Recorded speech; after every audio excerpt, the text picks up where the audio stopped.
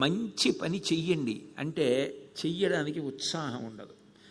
మంచి వినండి, ఉత్సాహం ఉండదు. మంచి చదవండి, ఉత్సాహం ఉండదు. ధర్మాన్ని నమ్మండి, ఉత్సాహం ఉండదు. ధర్మాత్ములతో కలిసి ఉండండి, ఉత్సాహం ఉండదు. అది కలిపురుషుని యొక్క లక్షణం. కలిపురుషుడు మంచి వాళ్లతో కలిసి ఉండనివ్వడు. ఎందుకంటే కలిసి ఉంటే మంచి పనులు చేయవలసి వస్తుంది. మంచి పనులు చేస్తే కలిపురుషుడి యొక్క ప్రభావం ఎలా నిలబడుతుంది? నిలబడడం కుదరదు. అందుకని కలిపురుషుడు ధర్మాత్ములైనటువంటి వారి నుంచి దూరంగా జరిగిపోయేటట్టు చేస్తాడు.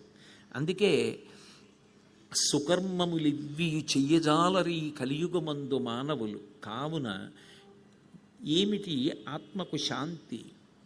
ఏది చేస్తే మాకు ఉద్ధరణ కలుగుతుంది, మాకు తేలికగా ఏది చేయడానికి ఉపయుక్తమో అది చెప్పు చాలు, అది వింటాం.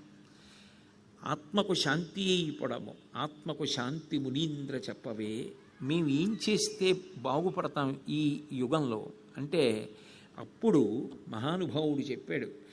వ్యాస మహర్షి ప్రత్యేకంగా కలియుగాన్ని దృష్టిలో పెట్టుకుని ఇచ్చినటువంటి పురాణం భాగవతం.